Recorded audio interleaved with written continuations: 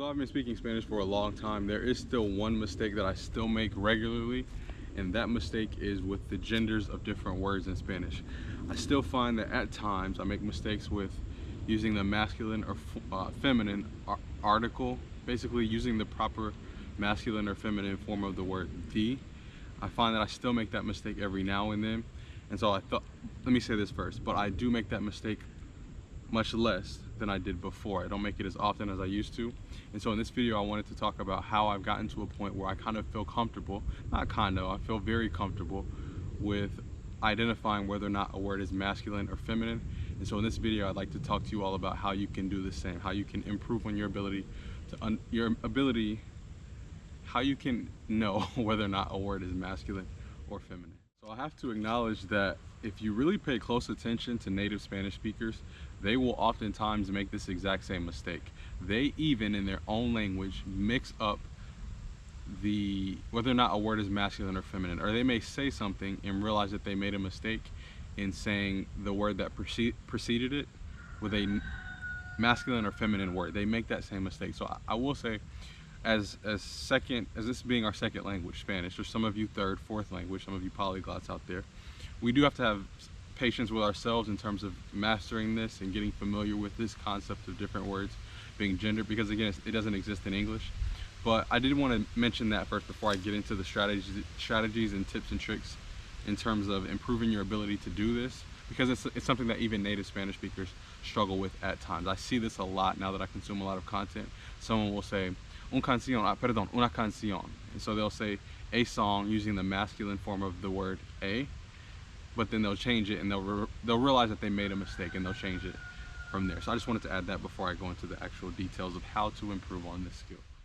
I know some of you were like, dude, get to the point, and I'm normally good at doing that, but I did want to mention here also that it is important that you focus on this. This is not something that you want to just ignore and say, oh, people will understand me. Yes, they will understand you, but what I've noticed is the same feeling that you and I get if I say something like this in English that's grammatically correct.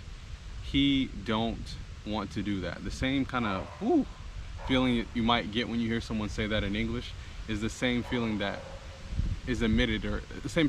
It gives off the same vibe when you say una árbol. I always use an example of a tree, but it's because I record videos outside.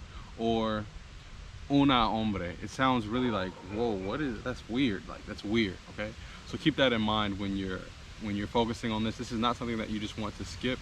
It is an important aspect of you developing a nice quality way of speaking in Spanish. So what we're typically taught, traditionally what we're taught from Spanish speakers, native Spanish speakers, and even from Spanish teachers and second language learners of the Spanish languages, we're taught that, hey, the easiest way to remember whether or not a word is masculine or feminine is by simply looking at the ending of the word. If the word ends in a vowel, A-E, well, I can't say that, but if a word ends in something other than A, it is typically masculine. Yeah, and if it ends in A, it's typically feminine. So that is a somewhat general guide, I guess you could say, and it does work in about 50 to 70% of in the cases in which you're going to use this, but it's not a surefire way to determine whether or not a word is masculine or feminine. I can give you plenty of examples here. To say water, you say el agua. Agua ends in A, but it's masculine. And that rule is broken so much that I don't even consider it a legitimate rule. There are other tricks that I could explain in another video, and I have coming out in my book, that are in my book, that you can find in my book. But there's a much more streamlined way of doing this. And again, I know this is one of the videos that I kind of have you all waiting until the end to figure out what the rule is, but that's not on purpose. It's because I need to go over these things first. So guys, there's no secret to learning the genders of different words. The secret is to literally just put enough time into the language. You have to invest time listening and reading in Spanish. Now, I know that almost every question that you all give me, I always respond with that, but I can only respond with the things that have worked for me. Right now, the reason that I remember that, for example, the word clima, the reason that I remember that that's masculine, yes, I know the rule for if a word ends in M-A and all that kind of stuff, it's masculine in that case. But even if I did not know the rule there, because I've heard so many native Spanish speakers say over the last 3 years, el clima, el clima, el clima, el clima. When I hear myself or someone else saying la clima, it just sounds weird. It sounds the same way that someone saying that don't work. I can recognize automatically, like, that's kind of off. That's not how standard English is spoken. And the same thing applies with Spanish now that I've invested so much time. When I hear something like la clima, it's like, ooh, that's off. That's not right. That sounds kind of off. And so that same thing happens to me now. I'm repeating myself, sorry. But that is how I've gotten to a point now where I don't have to memorize or focus on memorizing, or focus on thinking. I remember having to think, is this word masculine or feminine? I don't have to think about that anymore because there's a natural intuition that I have as a result of so much time being invested in the language.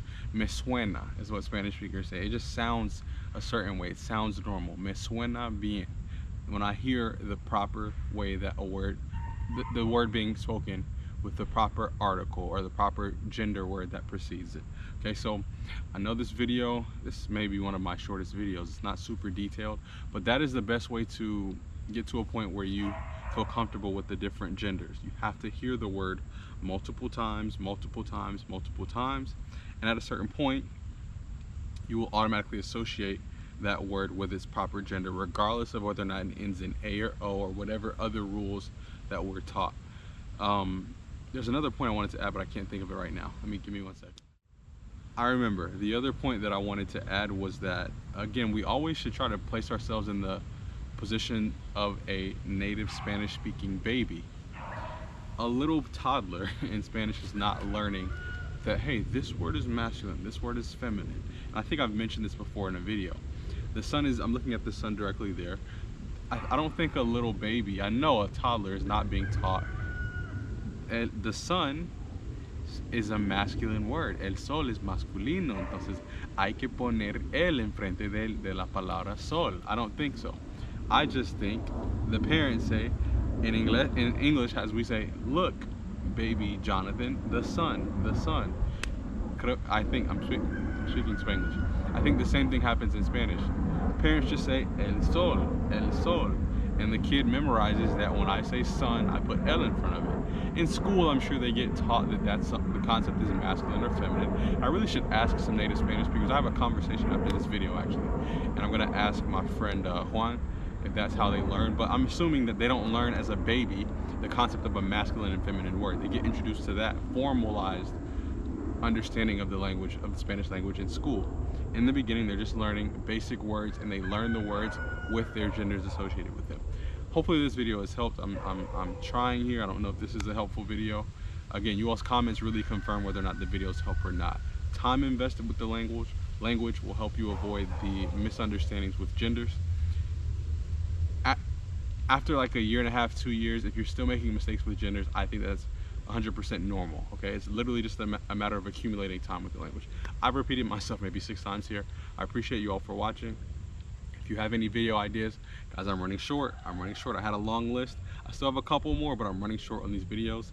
And my attempts at getting out into the public to speak Spanish have not worked in terms of getting people that are willing to be recorded. So if you have any other video ideas, any topics that you'd like me to cover, please let me know in the comments, because I greatly appreciate it. Ciao, chicos. Que les vaya muy bien. Perdón, que les vaya muy bien. Ciao.